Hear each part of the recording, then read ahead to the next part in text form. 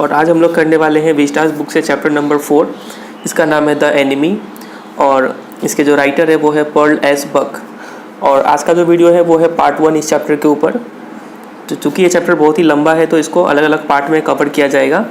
तो आइए शुरू करते हैं। सबसे पहले before you read, it is the time of world war. तो इस स्टोरी में जब लिखा गया है तब क्या हो रहा है, वर्ल्ड वॉर हो रहा है और खासकर से सेकेंड वर्ल्ड वॉर का बात हो रहा है यहाँ पर। और आपको पता है सेकेंड वर्ल्ड वॉर हुआ कब था, बिटवीन 1939 एंड 1945। इन दोनों ईयर के बीच हुआ था सेकेंड वर्ल्ड वॉर।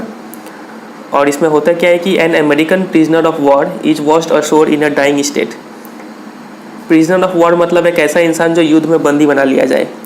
तो यहाँ पर एक अमेरिकन है जो युद्ध में बंदी बन गया है, प्रिजनर बन गया है और वो अधमरे हालत में, इन अ डाइंग स्टेट, मरने वाला ही है, उस हालत में पहुँच गया है। अशोर, किनारे पर पहुँच गया है, समुद्र किनारे, पानी उसको ढकेल के लाया हुआ है वहाँ पर। And is found as at the door step of a Japanese doctor. और क्या होता है कि वहाँ पर वो कोस्ट पर ही एक जापानीज डॉक्टर का घर होता है और उसके घर के ठीक सामने वो इंसान आके पड़ा हुआ होता है। तो should he save him as a doctor, तो और hand him over to the army as a patriot. और आपको पता है कि सेकेंड वर्ल्ड वॉर में अमेरिकन लोग और जापानीज लोग कट्टर दुश्मन थे। ये दोनों देश के बीच में लड़ाई हुआ था बहुत। तो अब ये जापानीज डॉक्टर जो है वो कश्मकश में पड़ जाता है कि क्या वो डॉक्टर होने का नाते उसको बचाना चाहिए या फिर एक पैट्रियट, देशभक्त होने का नाते उसको पुलिस को आर्मी को हैंड ओवर कर देना चाहिए। तो ये कश्मकश इस स्टोरी में बताया गया है। तो चलिए देखते हैं वो डॉक्टर क्या करता है और कैसे क्या होता है, देखते हैं इस स्टोरी में। तो शुरू करते हैं। Doctor Sadao's Hoki's house was build on a spot of the Japanese coast. तो वो जो जापानीज डॉक्टर था उसका नाम यहाँ पर आ गया है डॉक्टर सदाओ होकी, यह नाम आपको याद रखना है। तो इनका जो घर है was build on the spot of the Japanese coast. तो जापान के कोस्ट में उनका घर बना हुआ है। कोस्ट का मतलब होता है कि the area of land near the sea, where as a little boy he had often played. और ये डॉक्टर सदाओ जो थे यहीं पर बचपन से खेलते हुए बड़े हुए हैं। The low squared stone house was set upon rocks well above a narrow beach that was outlined with bent pines. तो इनका जो घर है वो लो है, कम हाइट का है, स्क्वायर शेप का है, स्टोन हाउस ज़्यादातर मैक्सिमम पत्थरों से बना हुआ है। वह सेट अपॉन रॉक्स, और ये उनका घर जो था वो पत्थर पे सेटअप किया गया था, रॉक्स पे सेटअप किया गया था। वेल अबव द नैरो बीच, और जो बीच है उसका हाइट से थोड़ा ऊपर में इनका घर बना हुआ था।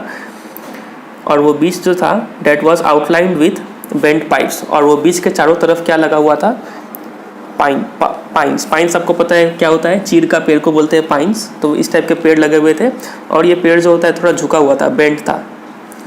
तो ऐसा यहाँ पे सीन बताया जा रहा है। As a boy Sadao had climb the pines. तो सदाओ जब छोटे थे तो वो इन चीड़ के पेड़ों पे चढ़ते थे। Supporting himself on his bare feet, वो भी नंगे पाँव चढ़ते थे। As he had seen man do in the south seas when they climb for coconut.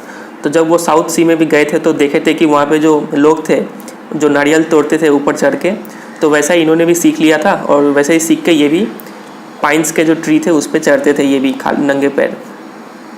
His father had taken him to the islands of those seas and never had failed to say to the little brave boy at his side, those islands yonder they are the stepping stones to the future for Japan. तो Sadao के जो पिताजी थे वो उन्हें कहाँ ले जाते थे, आइलैंड्स ऑफ दोज सीज, ये जो साउथ सीज था उसके आइलैंड पे ले जाते थे। आइलैंड आपको पता है कि अगर सी में कोई एक लैंड मास उठा हुआ है तो उस लैंड मास को बोलते हैं आइलैंड। तो वो आइलैंड ले जाते थे और बोलते थे कि, और हमेशा ये बोलने में चूक नहीं करते थे, मतलब हमेशा बोलते थे कि दोज आइलैंड्स यॉन्डर, बोले कि देखो वो आइलैंड्स वहाँ पे, यॉन्डर मतलब देयर, लेकिन देखो वो आइलैंड वहाँ पे है। They are the stepping stones to the future of Japan, बोलते थे कि यही सफलता की सीढ़ी है। Stepping stones to the future of Japan मतलब जापान का जो फ्यूचर है वो इसी रास्ते से होकर गुजरता है, मतलब यही जापान को बहुत आगे लेके जाएगा। यही कौन, आइलैंड्स ऑफ साउथ सीज। तो ये उनके पापा उनसे बोलते थे। तो सदाओ तो उस समय बच्चे थे तो वो पूछते थे कि where shall we step from them, Sadao had asked seriously. तो सदाओ अपने भोलेपन में वो पूछ देते थे कि पापा ये हम लोग को कहाँ ले जाएगा, ये आइलैंड हम लोग को कौन सा रास्ता कहाँ पे लेके जाएगा। Who knows, his father had answered, लेकिन उसके पिताजी जवाब देते थे क्या पता कहाँ ले जाए। Who can limit our future, हमारा फ्यूचर कौन लिमिट कर सकता है, हमारा फ्यूचर तो इनफाइनाइट है, कुछ भी कर सकते हैं हम लोग। It depends on what we make it, वो सब हम पे निर्भर करता है कि हम अपने जापान का फ्यूचर कहाँ ले जाना चाहते हैं। तो उसके पिताजी ये जवाब दिए थे उस समय। तो ये थोड़ा पास्ट का बात बताया जा रहा है कि सीन कैसा है और उनका बचपन कैसे गुजरा। Sadao had taken this into his mind, तो सदाओ ने इस बात को अपने मन में बैठा लिया कि इंसान का फ्यूचर का कोई लिमिट नहीं है। As he did everything his father said, तो उसके पिताजी उसको जो भी बोलते थे करने के लिए वो काम करता था, उनका हर बात को मानता था। His father who never joked और प्लेड विथ हिम, और उसके पिताजी उसके साथ कभी भी कोई मजाक नहीं करते थे, कभी भी खेलते नहीं थे। But who spent infinite pains upon him who was his only son, लेकिन वो पिताजी अपने बेटे के लिए इनफाइनाइट पेन्स होके गुजरते थे, बहुत सारे दुख दर्द को सहते थे ताकि उसका बेटा क्या हो जाए, एक खुशहाल जीवन जी पाए। Sadao knew that his education was his father's chief concern, Sadao को ये बात पता था कि उसके पिताजी के लिए उनका एजुकेशन जो है, सदाओ का एजुकेशन वही सबसे ज़्यादा इंपॉर्टेंस रखता है। For this reason he had been sent at 22 to America, और इसीलिए सदाओ जब 22 साल के हो गए, 22 ईयर्स के हो गए, तब उन्हें कहाँ भेजा गया, अमेरिका भेजा गया। To learn all that could be learn of surgery and medicine, उनको हर चीज़ पढ़ाया गया जो सर्जरी और मेडिसिन से रिलेटेड में पढ़ाया जाता है। मतलब डॉक्टरी का पढ़ाई पढ़ने चले गए वो 22 साल की उम्र में, अमेरिका चले गए वो भी। He had come back at 30, और जब वो 30 साल के हो गए तो वापस आए वो जापान में। And before his father died he had seen Sadao become famous not only as a surgeon but as a scientist, और उनके पिताजी मरते मरते सदाओ को ना ही एक बेटर सर्जन के रूप में देखे बल्कि एक उभरते हुए साइंटिस्ट के रूप में भी देख चुके थे। मतलब पिताजी का मरने से पहले सदाओ जो थे वो एक बहुत अच्छे सर्जन जाने माने बन गए थे और एक साइंटिस्ट भी बन गए थे। Because he was performing a discovery which would render wounds entirely clean, he had not been sent abroad with the troops. तो चूँकि वो एक डिस्कवरी पे काम कर रहे थे, और वो डिस्कवरी क्या से रिलेटेड था कि वो कोई भी टाइप के वुंड, मतलब कोई भी टाइप का घाव हो उसको साफ़ कर देंगे पूरी तरीके से, वो इस डिस्कवरी पे काम कर रहे थे। इसीलिए he had not been sent abroad with the troops, उन्हें ट्रूप्स के साथ, आर्मी के साथ नहीं भेजा गया युद्ध पे। अब युद्ध पे ऐसा नहीं कि सिर्फ आर्मी का जरूरत पड़ता है, डॉक्टर्स का भी जरूरत पड़ता है ताकि कोई घायल हो जाए तो उनका इलाज करने के लिए। तो डॉक्टर सदाओ को नहीं भेजा गया क्योंकि उस समय वो एक डिस्कवरी पे काम कर रहे थे। Also he knew there was some slight danger that the old general might need an operation for a condition for which he was now being treated medically, और उनको ये भी बात पता था कि एक थोड़ा सा खतरा है ओल्ड जनरल के ऊपर। जनरल बहुत ही ऊंचे पद के होते हैं, इनके ऊपर थोड़ा सा खतरा है और इनको क्या एक ऑपरेशन का ज़रूरत पड़ता, और for a condition for which he was now being treated medically, और अभी उनका इलाज चल ही रहा था और उस इलाज में हो सकता था कि आगे चल के ऑपरेशन करना पड़े। And for this possibility Sadao was being kept in Japan, और इसी संभावना के लिए कि जनरल को आगे चल के ऑपरेशन का ज़रूरत पड़ेगा, सदाओ जापान में ही रुक गया, वो ट्रूप के साथ नहीं गया। तो बोल सकते हैं कि सदाओ 2 रीज़न से ट्रूप के साथ नहीं गए। पहला रीज़न क्या था कि number 1 he was perfecting a discovery which would render wounds entirely clean, ऐसा डिस्कवरी कर रहे थे जिससे वुंड्स जो है वो पूरी क्लीन हो जाए। और दूसरा उनका रीज़न क्या था नहीं जाने का कि एक ओल्ड जनरल थे और उनको हो सकता कि ऑपरेशन की ज़रूरत पड़े, और इसीलिए उनका इलाज करने के लिए सदाओ जापान में ही रुक गए, वो नहीं गए ट्रूप के साथ में। तो उम्मीद करते हैं आपको यहाँ तक क्लियर होगा। आप आगे बढ़ते हैं। Clouds way rising from the ocean now, और अभी अब फिर प्रेजेंट सीन पे आ गए हैं। अभी तो हम लोग को पास्ट बताया गया, अब आते हैं मौजूदा हालात में क्या होता है। अभी तो प्रेजेंट में क्या हो रहा है कि clouds way rising from the ocean now, तो ओशन से बादल निकल रहे थे, मतलब वाटर वेपर से भाप बन के बादल बन गया था। The unexpected warmth of the past few days had at night drawn heavy fog from the cold waves, और पिछले कुछ दिनों से अनएक्सपेक्टेड वार्मथ, बहुत ज़्यादा गर्मी था और उसके कारण से रात में क्या हुआ, at night drawn heavy fog, बहुत ज़्यादा कुहासा आ गया था फ्रॉम द कोल्ड वेव्स, ठंडे ठंडे हवा के साथ में कुहासा भी बहुत ज़्यादा आ गया था। Sadao was missed hide outlines of a little island near the shore, तो सदाओ देख रहे थे अपने घर में ही खड़े होके कि कैसे वो जो मिस्ट मतलब फॉग जो है वो कैसे धीरे धीरे वो एक आइलैंड था उसका आउटलाइन बाउंड्री को कैसे ढके जा रहा है, वो मतलब फॉग से हर चीज़ धुंधला धुंधला होते जा रहा है, कुछ क्लियर दिख नहीं रहा है वहाँ पर। And then come creeping up the beach below the house, और वो जो मिस्ट है मतलब फॉग जो है वो धीरे धीरे क्रीपिंग मतलब रेंगते हुए आए जा रहा है बिलो द हाउस, घर के ठीक नीचे तक पहुंच गया है। आपको पता है उनका घर तो थोड़ा ऊंचा बना हुआ है, तो घर के ठीक नीचे तक पहुंच गया है वो fog. Reading around the pines, reading मतलब कवरिंग, सराउंड, और जितने भी वो चीड़ के पेड़ थे, पाइन्स के ट्रीज थे, उनको सब सराउंड कर चुका है। इन अ फ्यू मिनट्स, और कुछ ही मिनटों में, fog would be wrapped around about the house too, और वो जो कुहासा जो है वो पूरा उनको घर को भी ढक लेगा। Then he would go in to the room, और उसके बाद वो डॉक्टर जो थे सदाव, वो अपने रूम में जाएंगे। वेयर हैना his wife would be waiting for him with the 2 children, और जब रूम में जाएंगे तो वहाँ पे उनको हैना मिलेगी, और हैना उनकी पत्नी का नाम है, हिज वाइफ, और वो पत्नी इंतज़ार कर रही होगी अलॉन्ग विथ 2 चिल्ड्रेन, 2 बच्चों के साथ में। तो इतना तो समझ गए कि डॉक्टर सदाव के फैमिली में फ़िलहाल डॉक्टर सदाव है, उनकी वाइफ है हैना, और 2 बच्चे हैं। अब आगे देखते हैं।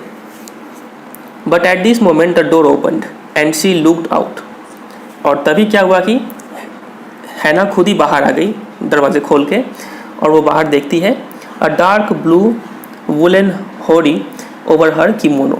तो आपको पता है कि जापानीज लोग किमोनो पहनते हैं, आप पिक्चर में देख पा रहे होंगे किमोनो कैसे ड्रेस कैसा होता है। तो उसके ऊपर वो होडी पहनी हुई थी। होडी का मतलब होता है a loose outer garment worn over the kimono. Kimono के ऊपर एक ढीला ढाला कपड़ा पहनते हैं, तो वही पहनी हुई थी।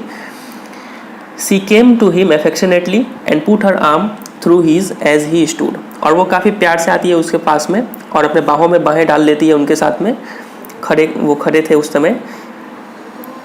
As he stood smiled and said nothing, तो डॉक्टर सदाव खड़े थे और मुस्कुराए वो भी, और कुछ भी बोले नहीं। ही हैड मेट हैना इन अमेरिका, बताया गया कि उनका शादी कैसे हुआ। तो बोला जा रहा है कि वो हैना से कहाँ मिले थे, अमेरिका में मिले थे। But he had waited to fall in love with her until he was sure she was Japanese, लेकिन वो तब तक उनसे प्यार नहीं किए। डॉक्टर सदाव हैना से तब तक प्यार नहीं किए तब तक कि जब तक उन्हें पता ना चल गया कि दैट शी वॉज जापानीज, क्योंकि जापान लोग में ये कल्चर होता है कि वो लोग खुद के कास्ट से ही शादी करते हैं। तो जब उनको कंफर्म हो गया कि हैना जापानीज ही है, तब वो उनसे बात को आगे बढ़ाए। His father would never have received her unless she had been pure in her race, और एक रीज़न ये भी था कि उनके पिताजी का ये सख्त ऑर्डर था कि उनका जो बहू होने वाला है वो प्योर रेस का ही होना चाहिए, उनका खुद का जात का होना चाहिए, नहीं तो वो नहीं अपनाएंगे।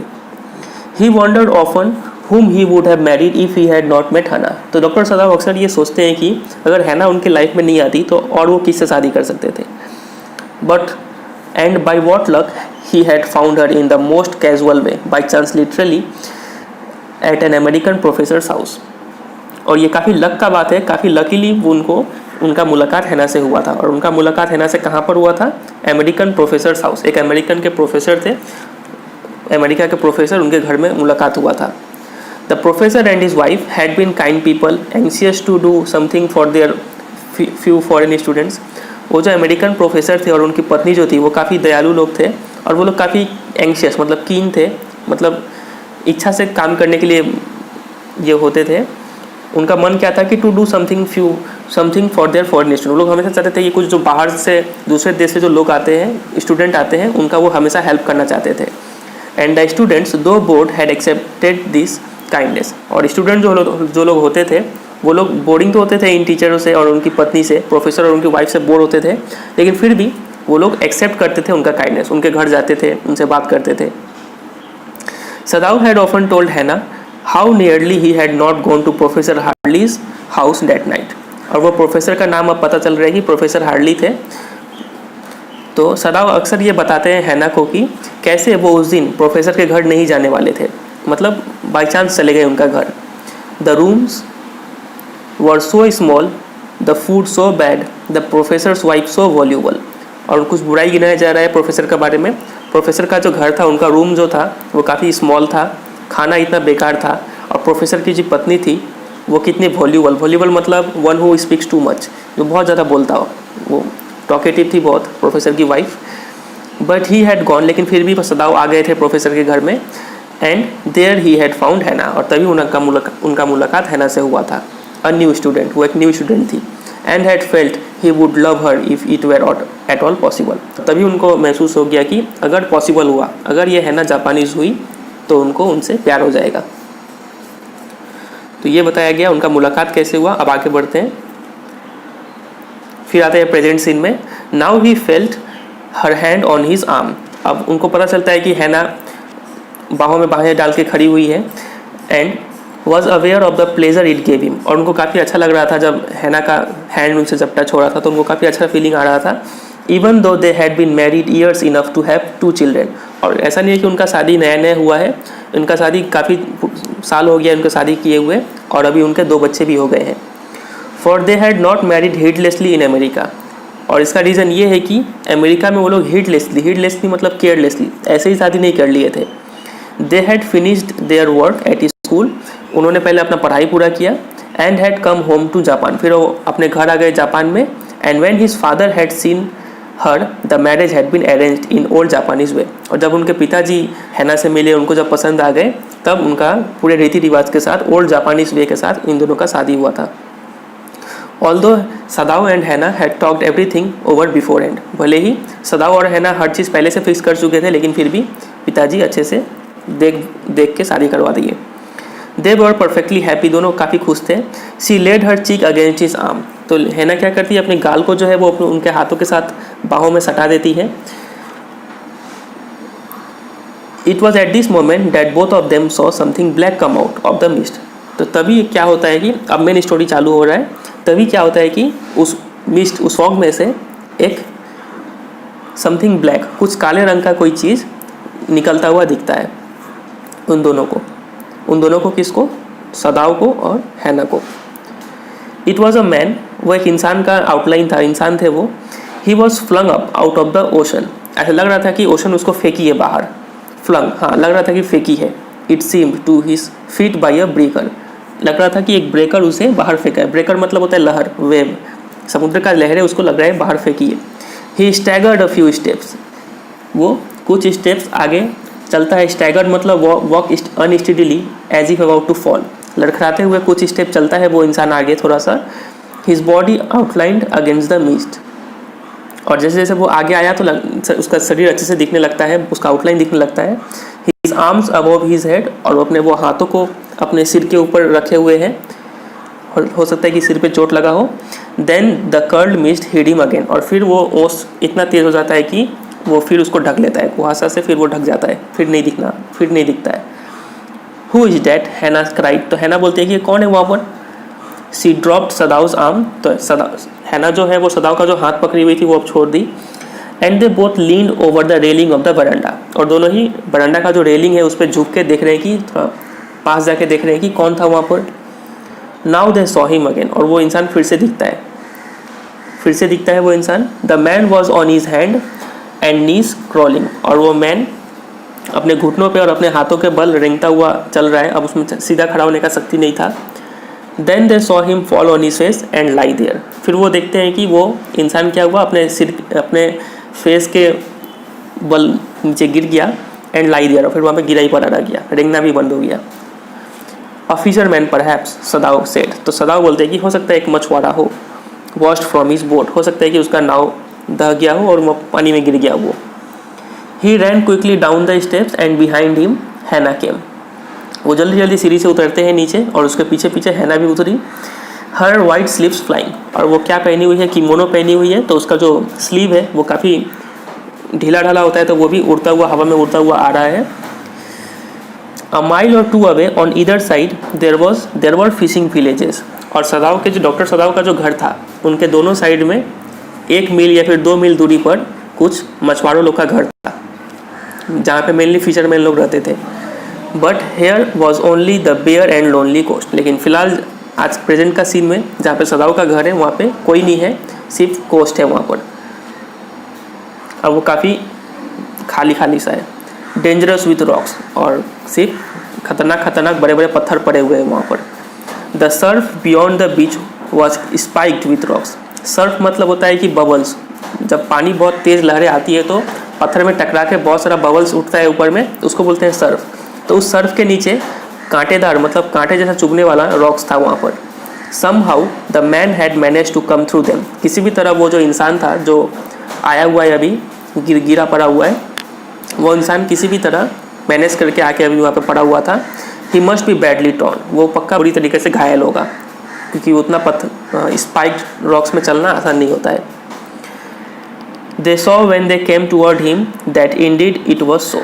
तो जब वो दोनों सदाओ और हैना दोनों पास आके देखे वो इंसान को, तो सच में वो इंसान बुरी तरीके से घायल था। और वो पता कैसे चला? The sand on one side of him had already a stain of red soaking through it. वो इंसान के बगल में जो मिट्टी था, सैंड था, वो उसके खून के कलर से रेड हो गया था एक साइड में। तो उससे पता चल गया कि ये इंसान बुरी तरीके से घायल है। He is wounded, Sadao exclaims. तो सदाव बोलते कि अरे ये तो घायल है। He made haste to the man, वो जल्दी से गए उस इंसान के पास। हु ले मोशनलेस, जो कि एकदम बेहोशी के हालत में पड़ा हुआ था। His face in the sand, और उसका चेहरा एकदम मिट्टी में धंसा हुआ था। An old cap struck to his head soaked with sea water, और वो एक टोपी पहना हुआ था और वो टोपी पूरा भीगा हुआ था, सी वाटर उसमें भरा हुआ था। He was in wet rags of garment, और वो काफ़ी फटा चिटा कपड़ा पहना हुआ था। सदाव स्टॉप, सदाव रुके वहाँ पर। हैना एट हिज साइड, और हैना उनके बगल में खड़ी हुई है। And turn the man's head, और उनको पलट के देखते हैं, उनका चेहरा देखते हैं उनको, उस इंसान का। दे सॉ द फेस, चेहरा देखते हैं, और चेहरा देखते ही मुँह से आवाज़ निकलता है, अ वाइट मैन। हैना विस्पर्ड, हैना बोलती है धीरे से कि अरे ये तो वाइट मैन है। वाइट मैन मतलब एक अमेरिकन है ये तो। और आपको पता है ये सेकेंड वर्ल्ड वॉर का टाइम में लिखा गया है, तो सेकेंड वर्ल्ड वॉर का टाइम है, तो और उस समय अमेरिका और जापान में काफ़ी कट्टर दुश्मनी था। तो ये लोग तो है जापानीज, और वहाँ पे आ गया है एक अमेरिकन। अब देखते हैं ये लोग हेल्प करते हैं कि नहीं करते हैं। Yes it was a white man, हाँ एक वाइट मैन था, एक अमेरिकन था। The wet cap fell away, उनका जो टोपी है उस मैन का, वो टोपी गिर गया नीचे। And there was his wet yellow hair, और टोपी के नीचे ठीक पीला पीला चूल था उनका बाल। Long as though for many weeks it had not been cut, और वो बाल काफ़ी लंबे हो गए थे क्योंकि वो पिछले कुछ सप्ताह से कट नहीं किए गए थे।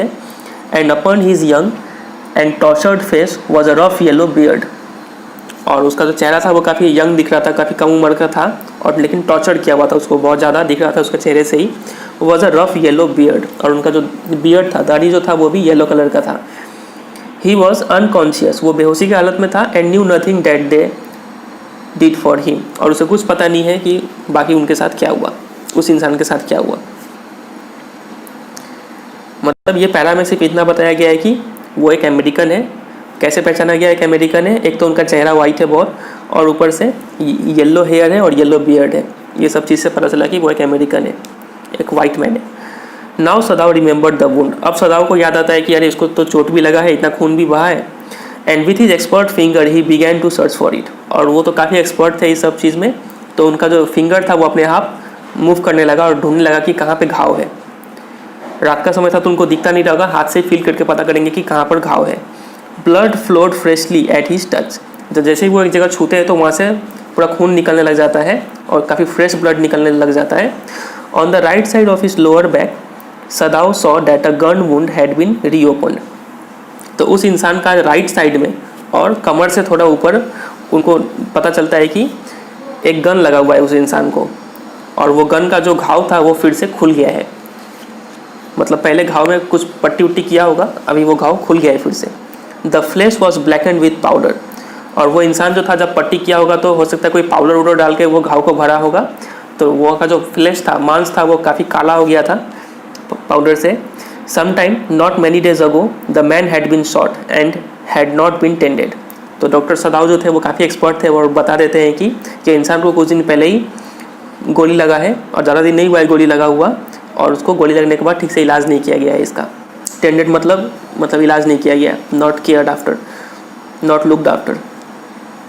It was bad chance that the rock had struck the wound, और गोली तो लगा सो लगा, और बुरा किस्मत ये भी हुआ कि बैड चांस ये भी हुआ कि वो जो इंसान वो पत्थर से गुजर के आया, रॉक से, और आपको पता है वो रॉक्स क्या थे, काफ़ी स्पाइक्ड थे, मतलब कांटेदार थे, और वो उसमें से एक रॉक क्या हुआ, उनको वो घाव में ही लग गया, जहाँ पे गोली लगा था उसी में एक रॉक जाके लग गया है, तो वो घाव और भी ज़्यादा तेज़ हो गया है।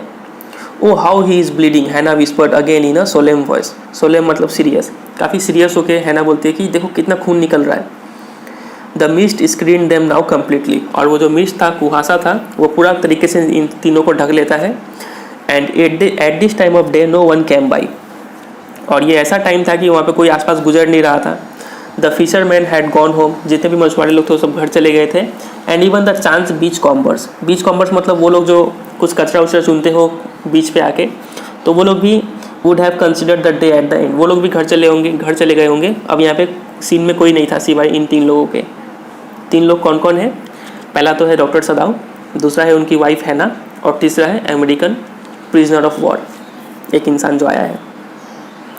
What shall we do with this man? सदाव मटर्ड मतलब speak in a low voice. तो सदाव एक सवाल पूछते हैं कि क्या किया जाए इस इंसान के साथ, काफ़ी धीमे स्वर में बोलते हैं। But his trained hands seemed of their own will to be doing what they could to stanch the fearful bleeding। इतना बोलते ही उनका जो हाथ है, उनका हाथ काफ़ी ट्रेंड है, बिना सोचे ही उनका हाथ अपने आप कहाँ चला गया, उस घाव के ऊपर चला गया। टू स्टेंच मतलब टू स्टॉप द ब्लीडिंग, वो खून जो निकल रहा था वो खून बंद करने के लिए उनका हाथ अपने आप काम करने लग गया। ठीक है। He packed the wound with the sea moss that strewed the beach. वो क्या करते हैं कि उस घाव को सी मॉस से, मतलब सी मॉस आपको दिख रहा होगा फोटो में भी, तो हरा हरा टाइप का पौधा होता है जो समुद्र में तैरते होता है। स्ट्रूड मतलब स्कैटर्ड द बीच में इधर उधर फैला हुआ था, उस पौधे को उठाकर उस घाव को भर देते हैं ताकि थोड़ा देर के लिए खून रुक जाए उससे। The man moaned with pain. तो मैन थोड़ा कहराता है दर्द के मारे। इन इज स्ट्यूपर का मतलब होता है कि अ स्टेट ऑफ अनकॉन्शियसनेस, अभी भी बेहोशी की हालत में ही वो कहराता है दर्द का मारे। But he did not awaken, लेकिन वो जागता नहीं है, वो अभी भी बेहोशी में ही पड़ा हुआ है। The best thing that we could do would be to put him back in the sea, Sadao said answering himself. तो आप देख रहे हैं कि सदाव यहाँ पे एक क्वेश्चन पूछा था कि what shall we do with this man. Sadao पूछा था कि मैन के साथ क्या किया जाए। तो सदाव अभी खुद का ही जवाब देता है कि सबसे अच्छा होगा कि इसको फिर से पानी में रख दिया जाए, सी में रख दिया जाए। Now that the bleeding was stop for the moment he stood up and dusted the sand from his hand. अब चूंकि थोड़ा खून रुक गया था, उन्होंने सी मॉस से बंद कर दिया था उस घाव को, खून रुक गया था, तो वो खड़े हो गए, stood up and dusted the sand from his hand, और हाथों से हाथ में जो मिट्टी लग गया था उसको झाड़ दिए। Yes undoubtedly that would be the best, हैना सेड स्टेडीली। तो हैना भी काफ़ी सीरियस के साथ बोलती है कि हाँ वही अच्छा होगा, इसको फिर से पानी में डाल दो। But she continued to stare down at the motionless man. लेकिन इतना बोलते हुए भी वो उनका निगाह जो था हैना का, वो उसी को देखे जा रही थी, अमेरिकन को देखे जा रही थी। If we sheltered a white man in our house we should be arrested. तो हैना बोलती है कि अगर हम इस वाइट मैन को अपने घर में रखते हैं तो हमें अरेस्ट कर लिया जाएगा, क्योंकि एक दुश्मन को अपने घर में रखना अलाउ नहीं है। And if we turn him over as a prisoner he would certainly die. और अगर ये लोग इस इंसान को आर्मी को सौंप देते हैं, प्रिजनर के रूप में सौंप देते हैं, तो इतना तो पक्का है कि ये इंसान को मार दिया जाएगा, सदाव सेड। तो देखिए लोग क्या करते हैं। The kindest thing would be to put him back in to the sea, Hana said. तो हैना बोलती है कि सबसे अच्छा चीज़ यही होगा कि इसको फिर से पानी में रख दो। But neither of them moved, लेकिन दोनों में से कोई नहीं हिलता है। They were staring with a curious repulsion upon the inert figure. Repulsion का मतलब होता है अ स्ट्रॉन्ग डिसलाइक। एक काफ़ी घृणा का भाव से वो दोनों खड़े होकर देखे जा रहे थे उस इंसान को, अमेरिकन को। व्हाट इज ही, हैना विस्पर्ड। तो हैना बोलती है कि ये क्या है मतलब एक आर्मी मैन तो था, लेकिन कौन सा पोजीशन का था वो पोजीशन पूछ रही है ये। There is something about him that looks American, Sadao से। तो सदाव बोलते हैं कि देख के तो लग रहा है ये अमेरिकन है। ही टूक अप द बैटर्ड कैप। वो बैटर्ड मतलब टॉर्न एंड वॉर्न आउट, फटा चिटा जो टोपी था वो टोपी उठाते हैं वो उस इंसान का। Yes they are almost gone was the faint lettering a sailor, he said. तो वहाँ पे बहुत ही ऑलमोस्ट गॉन, बहुत ही हल्का हल्का अक्षरों में लिखा हुआ था, फेंट लेटरिंग था और हल्का अक्षरों में लिखा हुआ था, अ सेलर लिखा हुआ था उसमें, फ्रॉम एन अमेरिकन वॉरशिप, और एक अमेरिकन वॉरशिप का सेलर था वो, ये सब चीज़ लिखा हुआ था उस पर। He spelled it out US navy, और उस टोपी में लिखा हुआ था US navy. The man was a prisoner of war. इससे ये साबित हो गया कि ये इंसान जो था वो एक युद्ध का प्रिजनर है, युद्ध में इसको बंदी बना लिया गया था। ही हैज़ एस्केप्ड, हैना क्राइड सॉफ्टली। तो हैना धीरे से बोलती है कि ये भागा हुआ है इसका मतलब। And that is why he is wounded, और इसीलिए इसको चोट भी लगा हुआ है। इन द बैक, सदाव एग्रीड, बोला कि हाँ, और वो पीछे में चोट लगा हुआ है। चोट क्या, उनको बंदूक का गोली लगा हुआ है राइट हैंड साइड में, कमर के थोड़े ऊपर में।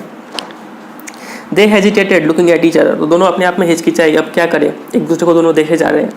देन हैना सेड विद रिजोल्यूशन, फिर हैना थोड़े एनर्जी के साथ बोलती है कि come are we able to put him back in to the sea. बोला कि चलो इसको पानी में रख देते हैं, क्या हम इसको पानी में रख सकते हैं, ऐसे पूछती है। If I am able are you, Sadao. तो सदाव बोलते हैं कि अगर हम रेडी हो भी जाए इसको पानी में रखने के लिए, क्या तुम रेडी हो मेरा साथ देने के लिए। नो, हैना सेड। तो हैना बोलते हैं कि नहीं हम तो नहीं रख पाएंगे। But if you can do it alone, बोला कि अगर तुम अकेले कर लो तो काफ़ी अच्छा हो। सदाव हेजिटेटेड अगेन, तो सदाव फिर से हिचकिचा गए, पानी में रखना नहीं चाह रहे हैं वो। The strange thing is he said that if the man were whole I could turn him over to the police without difficulty. तो सदाव अपना रीज़न देते हैं, अपना बचाव में बात बोलते हैं कि अजीब बात तो ये है कि अगर ये इंसान होल होता, मतलब अगर ये इंसान पूरा फिजिकली फिट होता, इतना घायल नहीं होता, I could turn him over to the police without difficulty, हम इसको पुलिस के हवाले कर देते बिना कुछ ज़्यादा सोचे। आई केयर नथिंग फॉर हिम, मेरे लिए इसके लिए कुछ भी नहीं है, कोई सिंपैथी नहीं है। ही इज़ माई एनिमी, ये मेरा दुश्मन है। All Americans are my enemy, सभी अमेरिकन्स मेरे दुश्मन है। And he is only a common fellow, और ये तो एक इंसान है। You see how foolish his face is, देखो तुम इसका चेहरा कितना बेवकूफ़ लगता है ये। But since he is wounded, लेकिन चूँकि ये अभी घायल है इसलिए अब क्या किया जाए, इतना बोल के रुकते हैं। You also cannot throw him back to the sea, Hana said, तो हैना बोलते हैं कि अच्छा तो तुम भी नहीं फेंक सकते हो इनको पानी में, बोलने का मतलब ये है। Then there is only one thing to do, we must carry him in to the house, तो हैना बोलते हैं कि तो सिर्फ हम एक ही काम कर सकते हैं, इसको उठाओ और अपने घर में ले चलो। बट द सर्वेंट्स, सदाव इनक्वायर, तो सदाव बोलते हैं कि लेकिन नौकरों का क्या, वो लोग क्या बोलेंगे। We must simply tell them that we intend to give him to the police as indeed we must, Sadao. तो हैना बोलती है कि हम लोग जाके उनको बता देंगे, इनको सर्वेंट्स को बता देंगे कि हम इसको पुलिस के हवाले कर देंगे, जो कि हम करने वाले हैं, हमें करना चाहिए। As indeed we must, Sadao. We must think of the children and your position, हमें अपने बच्चों के बारे में सोचना होगा, आप तुम्हारे पोजीशन के बारे में सोचना होगा, तुम इतने बड़े डॉक्टर हो, तुम्हारे करियर पे कोई दबा ना लग जाए। It would endanger all of us if we did not give this man over as a prisoner of war, तो हैना बोलती है कि हम सब पे खतरा आ जाएगा अगर इस इंसान को हम लोग जल्दी से जल्दी प्रिजनर ऑफ वॉर बोल के ना सौंप दे तो। सर्टेनली, सदाव एग्री, तो सदाव बोलते हैं कि हाँ बिल्कुल, इसको तो जल्दी से जल्दी आर्मी को सरेंडर करना होगा। I would not think of anything else, हम इसके अलावा और कुछ नहीं सोच सकते, इसमें कोई दो राय नहीं है कि इसको प्रिजनर ऑफ वॉर बोल के आर्मी को देना पड़ेगा। दस एग्री, तो इतना दोनों एग्री हो गए इस बात पर। Together they lifted the man, दोनों एक साथ मिलके उस इंसान को उठाते हैं। He was very light like a foal that had been half starved for a long time until it was only feathers and skeleton. वो काफ़ी हल्का था, लग रहा था कि फोल मतलब एक बर्ड होता है, हैन या फिर कॉक भी समझ सकते हैं आप, एक ऐसा चिड़िया जिसको हाफ स्टाफ मतलब आधे खाने पर रखा है, उसको जितना खाना जरूरत है उसको हाफ उसको खाना जो दिया जाता है उसको बोलते हैं हाफ स्टाफ्ड। तो उसको आधे खाना खिलाकर जिंदा रखा जाता है for a long time until it is only feathers and skeleton, तब तक उसको भूखा रखो, तब तक कि जब तक उसके शरीर में सिर्फ फेदर्स और स्केलेटन्स ना बचाओ। मतलब इस इंसान को उस चिड़िया के समान बोला जा रहा है जिसका शरीर में कुछ है ही नहीं, सिर्फ फेदर्स है और स्केलेटन है। इतना दुबला पतला था वो इंसान और बहुत ही हल्का था। So his arms hanging they carried him up the steps, तो उसका बाहाँ जो था वो झूल रहा था, तो वैसे ही करते हुए दोनों उठा लिए उसको और फिर सीढ़ियों के जरिए उठा के and into the side door of the house, और हाउस का जो साइड डोर था उसके जरिए अंदर ले गए। This door open into a passage, और वो डोर जो था वो एक रास्ते में निकलता था, एक गली था छोटा सा। एंड डाउन द पैसेज, और पैसेज से चलते हुए they carried the man towards an empty bedroom, वो मैन को जाके एक खाली बेडरूम में जाके रख दिए। It had been the bedroom of Sadao's father, और वो बेडरूम था सदाव के पिताजी का।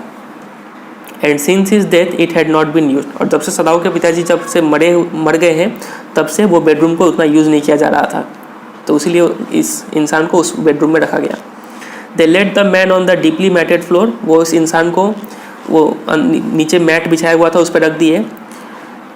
Everything here had been Japanese to please the old man, और इस रूम का कुछ फीचर बताया जा रहा है कि इस रूम में हर चीज़ जो था वो जापानीज फॉर्म में था, ताकि वो ओल्ड मैन को खुश कर पाए। ओल्ड मैन कौन, मतलब सदाव के पिताजी को खुश करने के लिए यहाँ पे हर चीज़ जापानीज था।